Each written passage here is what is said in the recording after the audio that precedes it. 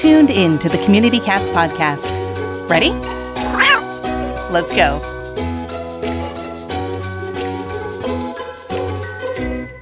Welcome to the Community Cats podcast. I'm your host, Stacy LeBaron. I've been involved helping homeless cats for over 20 years with the Merrimack River Feline Rescue Society. The goal of this podcast is to expose you to amazing people who are improving the lives of cats. I hope these interviews will help you learn how you can turn your passion for cats into action. And today we are speaking with Niki Cudsworth. Niki is one of the board members for the Visalia Feral Cat Coalition. They are a nonprofit organization that serves the Central Valley in California to empower, educate, and provide resources for low-cost vouchers for spay, neuter for local feral and community cats. They also support local feral colonies through volunteers who manage and feed these colonies. Niki started volunteering at their spay neuter clinics and quickly developed a love and compassion for the work to prevent unwanted cats and to help the local community do the same. Niki, I'd like to welcome you to the show. Thank you. Thank you very much. I'm glad to be here, Stacy. So first and foremost, tell us, how did you get to be passionate about cats? It started on a personal, I think it always starts with, you have one in your house, right? And I think they talked to their friends, maybe through the window. So one turned to two because one showed up in our bushes. And, over the years have had cats, but only ever a single one. And then somebody says, I have a baby that needs fed and he's only a week old. So of course I said, okay, well, we'll take him. So I have 4 currently in the house now. I also have 2 semi-feral cats that live out the luxury life outside. So, I've always loved animals, and just cats have just been the general theme for, about the last 10 years. So, yeah. So tell me about your journey, about how you got into getting involved with Visalia. How long have you been volunteering with them, and what's it like working with that organization? Okay, so I moved to California about 4 years ago from Ohio. And when I came out here, I got introduced to a couple of the local rescues, actually when I was looking for a cat. And one of the rescues has cats by the tracks, and they have placed cats for adoption. And so I actually started volunteering with them, cleaning the cat cages. And one of our fellow board members is the head of that rescue here. So I volunteered for a clinic. I had no idea what I was doing. I figured I'd pass out some papers. I didn't even know, honestly. I just wanted to help. And I showed up. And, it was 6 a.m.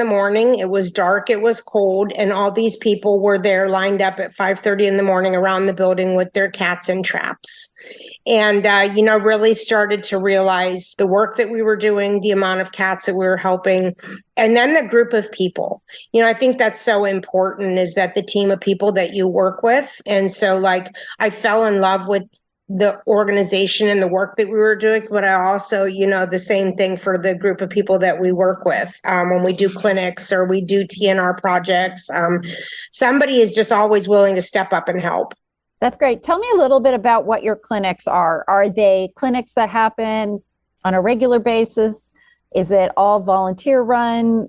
How many cats do you do in a clinic? And, being a TNR based organization and feeling like you can create a clinic, I think that's a little bit different than like a spay neuter clinic. That's like a nonprofit organization as a spay neuter clinic. So I'm just wondering, how that program got started. Okay, so we partner with the Valley Oak SPCA out here. They actually allow us to use their building, and we get a vet to volunteer necessarily, we pay them for the day out of the funds that we raise, and they volunteer a Saturday that we pay. So the Valley Oak SPCA gives us a discounted price. It's on a Saturday, and they provide the vet techs and the equipment and all of the vaccines.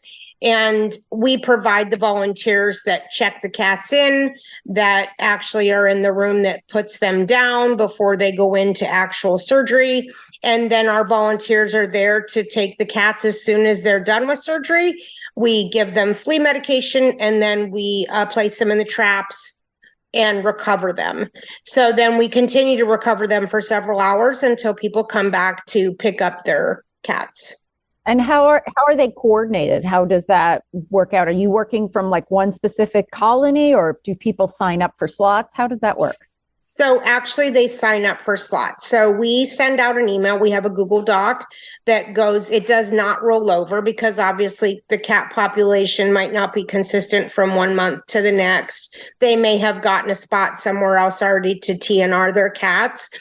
So we have a Google Doc that goes live the first of the month at 12:01. And so at 12:01 on the first of the month, the document is available. We currently are limited with one vet to 50 cats per clinic. So that's our goal. We have an upcoming clinic on March 18th, and our goal will be 50 cats. We usually end up doing a couple extra because inadvertently, somebody ends up with 2 cats in a trap or whatever, but we allot for that. We kind of maybe over issue about, a couple vouchers, knowing our spots, knowing that somebody might not be able to trap, or that, to make sure that we can maximize the space that we have to TNR as many possible cats. So we issue the vouchers, they sign up, and basically it's a first come, first serve basis. So as many spots as we have to issue, the people that get signed up are able to get the spots. Has the spay neuter pressure, has it become greater since we've entered into this world of a veterinary shortage? Has the demands on those monthly clinics, I assume these clinics are monthly, right? They are. So we have not had a formal clinic since November. And and I think this is nationwide, right? There's sometimes a veterinary shortage, but we're unable to get a vet. And then we did get a vet for January and February. However, we've experienced unprecedented rains out here in the Central Valley, which is something that we're not usually used to. And so the spay and neuter room at the Valley Oak SPCA had roof damage. So we were red taped out in January and February. So we'll have our first one since November, this coming the 18th. And so it has been a challenge. We had local vets that took our vouchers. However, they've been struggling as well because as vets retire, they're struggling to fill those spots. We had 2 private vets that would take up to 10 TNR vouchers a month from us, which gave the community a little bit more private options, local in our town. However, most recently, we've been sending people to a clinic that's in a city called Porterville. They have Hope for Cats does a low-cost spay and neuter clinic. And from us, it's about 40 minutes away. However, they are accepting our vouchers. And so our vouchers currently are $30 per cat. And that we had assisted them in writing a grant. So the $30 per cat covers basic respiratory vaccines as well as a spay and neuter surgery. People can pay an additional $15 if they'd like their feral cats to receive a rabies vaccine. Interesting. So it sounds like you've had to put together as an organization a variety of different options to be able to do spay and neuter. It's not just going one way. So rather than depending on one resource, you're providing a variety of different options. We try to really, it's been a challenge. We've just been doing the best that we can with what we have to work with, fundraising. We do a lot of fundraising to provide, because basically if a person pays $30 for the voucher and the vet sends us a bill for whatever, our organization pays the difference. So, and with costs have been rising, we're still trying to evaluate what that's going to look like for the upcoming year. But right now we're just keeping things the same cost and just trying to really get ahead of kitten season. So is your organization only the spay neuter clinic, or do you do fostering? Do you do adoptions? Do you do other components for cats? So we don't have a building. The board of directors meets once a month. And then following the board meeting, we have an open meeting for the community, which we have really good attendance for. So we go over some of the local challenges. We do have partnerships with some rescues. One of our board members does serve on a rescue. That's a local organization here that does place cats. at PetSmart, our local PetSmart for adoption. So, the challenge then is fostering, right? Since we don't have a building and, some of us work full-time jobs, so we're always looking for people who are willing to foster. I just took a phone call from a gentleman this morning. He's got kittens. He needs somebody to come get him. I said, well, if you can I can help you catch them. If you can keep them, then we can help get them placed for adoption. It's just always that interim space between when we get them and when we can, get them fixed and vaccinated and placed for adoption. But we do have very well working relationships with local rescues here. Was that an intentional decision when your organization was founded to really focus on the spay neuter side of things, sort of with the understanding that that there are other organizations out there that are involved with the adoption, foster care? I mean, that's very labor intensive. That sort of side of the cat puzzle is a very labor intensive thing, as well as the spay neuter is too. And the trapping is certainly labor intensive and that kind of thing. Did your organization really, when it started, feel like, oh, we want to focus on this community cat TNR side of things? We did. And so we had a local vet, and I can't do this interview without mentioning her, Dr. Cudsworth, who worked at Companion Animal Clinic, who really was the founder of Visalia Feral Cat Coalition before there was a Visalia Feral Cat Coalition. We started in 2013 and became incorporated in 2014. But, her love and passion for these basically voiceless animals, that don't get a voice, really ignited something in our community. And, we found that A, there was a need for it, and B, that we could help, and that the community was willing to back us with donations and fundraisers and all kinds of things that we do throughout the year to continue to fund it. Do you need expert help taming feral kittens for adoption? Watch the Taming Feral Kittens and Cats full-length workshop video, now available for free on the Urban Cat League YouTube channel. Go to youtube.com and search Urban Cat League to see all of their videos to benefit community cats. Do you want to make things easier on yourself and the others in your organization? Our friends at Dubert have teamed up with the Dallas Pets Alive and Spay Neuter Network teams, and together they have created the Companion Case Management module. It allows you to be more proactive with all your organization's needs, create cases for your clients, and organize them by type. Whether it is a rehoming situation, a pet parent needing food or medical assistance, or simply spay and neuter inquiries, CCM can help you manage all of them right from the Dubert system. Plus, a huge bonus, it allows you to connect with those clients right from the case, so there is no need to open up new windows for emails or pull out your phone for text messages. Check it out and learn more at www.dubert.com to get started today. Ever wanted to quickly connect, collaborate, or problem solve with others in the animal welfare field who are, real people? Look no further than Maddie's Pet Forum. Maddie's Pet Forum brings people of animal welfare together with the common goal to keep more people and pets together. We share ideas, expertise, offer each other support, resources, and more. Visit forum.maddiespetforum.org/cats. Maddie's Pet Forum. Come for an answer. Stay for the community. So you mention fundraising. I hear all the time, you can't raise money for spay neuter. So how are you doing with fundraising? So, I really believe it's the relationships that we have fostered in our community by the work that we've done. So last year we had an amazing yard sale. We posted on our Facebook page. People donated. Stacy, I've never seen so much stuff. I mean, the lady who had the garage sale did not have room for it, and she lives in the country. That's how much stuff people had donated to us. All of the donations are, of course, tax deduction because we are a 501(c)(3), but we've had a poker night. We've done a silent auction. We've done a no banquet where each year a different cat is focused as the no banquet cat, who says, I don't like to party. I'm kind of shy. I'm just a feral cat. I really don't want you coming over, but let's have an online banquet. Really kind of started too during COVID. We've partnered also with a couple other rescue organizations. And a couple years ago, we had a joint fundraiser where we had baskets and we raffled, and there was a band that donated their time. So really the fundraising, and as with everything, it ebbs and flows, right?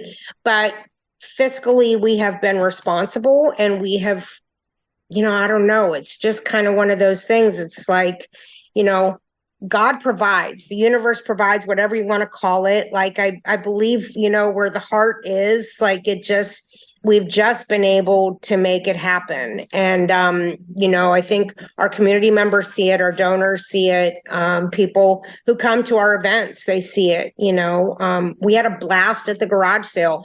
The poker night was a lot of fun, something different. It was catered, so people played cards, and just always trying to come up with different ways to raise funds. So you said you're an all-volunteer organization. How many cats did you spay neuter last year? We did 1,418 cats last year, which, however, is down because the year before we spayed and neutered over 3,000 cats. And we really attribute the reduction due to vet availability. That's a big sign of how the vet shortage is right. Challenging, our organizations. We're really losing our capacity. Do you see that changing going forward, or do you see that challenge continuing? I see the challenge continuing, but we do have a couple resources, if you will, in the pipeline. We're constantly putting feelers out, reaching out farther than just our limited community. It's one of the things we'd like, is on our agenda tonight to talk to, is that perhaps not just looking at the vets that are here in Visalia, maybe the partnering counties that are around us, really. We can do a lot of good work if we can get a vet to come and we can pay them for a Saturday's worth of work. We might be faced with paying them more money. And and we always try to offset that cost. And at the same time, we might have to defer some of it to the community. We always take a look at the pros and cons of that before we make any adjustments. But a spayed and neutered cat in the long term costs less money than kittens and sick cats and rescue bills and, emergency vet bills. Does your organization have a relationship with the local animal control or animal services at all? So we do, actually. Visalia Animal Services, they're the ones that handle, the calls for perhaps, a deceased animal or whatever. They do TNR for us. However, it's, I think sometimes, unfortunately, politics change things and management changes it within the city government. And so rules get changed. But we originally had a really good plan worked out with them where they would do TNR for $10 for people who were within the city limits. From my understanding, that amount of cats has gone down, one in particular, because they don't have a local vet. So people are dropping off cats and they're loading them up on a bus or a van, if you will, and driving them out of town to a different vet. So they're being recovered up there. And then by the time, the cats get back, people sometimes maybe aren't comfortable with them saying, well, we'll just release your cat back to the address you gave us where you TNR'd it. A lot of people who are passionate about this, they want to go pick their cat up, right? They want to physically pick it up and they want to put it in their car. They want to know that it's okay. So, just some challenges, but we do have a working relationship with them. And, we're just always trying to see how we can make it better. So there's a lot of jobs that are needed when you are running a nonprofit organization, all with volunteers. You're an operational board. So there are people sort of doing the work, as well as the governance, making sure that the finances are dealt with, the administration. How does your board work? So the president is Lisa. I'm going to mop up her last name, Kukula, but her and her husband, she's the board president. We have a secretary who takes the minutes at our meetings. Every month when we come to our meetings, we have a budget that goes over where the funds were dispersed, what exactly we've gotten in donations, where our current standing is, any upcoming expenses. we all just come together. And when we have clinics, we have a sign up. We always make sure weeks in advance that our clinics are fully manned, and not only necessarily by board members. We have very active community members who are active in our colonies that we support, because that's a whole nother part of our organization. So they're coming as well, and they're volunteering to help man our clinics, because it takes, I want to say, about 10 volunteers at a minimum to run our clinics. And that's not including the vet staff nor the vet that handles the surgeries. Yeah, no, that's a big group. I would say, for our clinics that the Merrimack River Feline Rescue Society does on a monthly basis, and they get all the volunteers for all the stations. It's, probably about 35 people that are involved in various components of the clinic, because it's a pretty spread out location. So the recovery people have to be different people from maybe the check-in people and that kind of thing. So there's an interesting show flow that goes on when you're talking about those clinics, to have the cat traveling through this whole process and then coming out at the end with all the right information is a beautiful thing. It's this magical symphony. Right. The right cat in the right trap with the right blanket with the right paperwork goes to the right person. Yep. It's a beautiful thing when all of that happens at the same time. You spoke a little bit before we hit the record button about, when you got involved in helping cats, not only were you, invigorated about helping and serving cats in the community, you were just really amazed about the people that you have met and you've become, friendly with and that kind of thing. And I can't stress this anymore. There are so many people that over the years I've become great friends with that I would never have met, because without the bond that we all have with regards to our passion for cats, really. And, there are just folks that have all different income, ethnicity levels. Our baseline is all about cats. Do you want to touch a little bit upon your thoughts on this? Yeah, and I think you're right. And perhaps maybe not even a social circle, right? Like, there are people that you wouldn't have met. And you're right. I mean, we have some people who are retired. I mean, we have people who are, perhaps like on law enforcement, people who are in construction, people who do, public service. And we have lots of people who are just private volunteers that do colony management here, that are involved with our organization as well.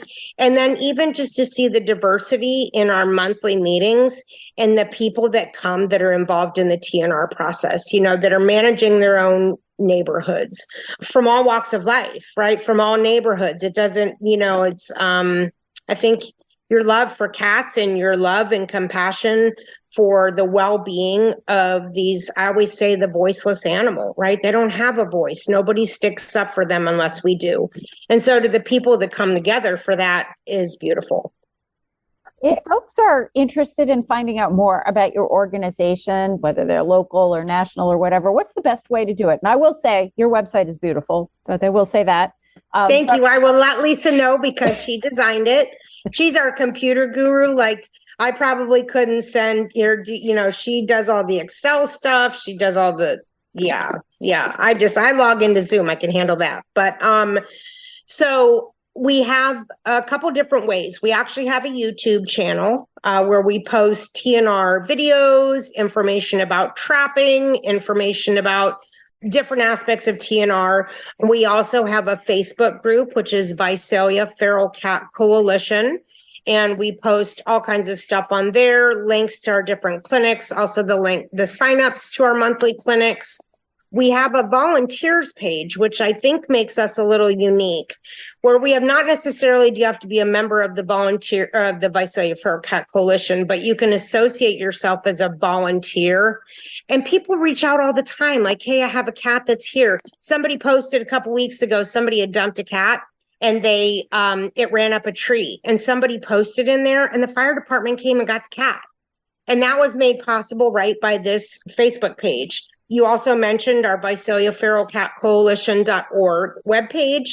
And we also, on that webpage, we have a contact phone number, which is something new. It's going to a Google Voice number. which comes to my phone.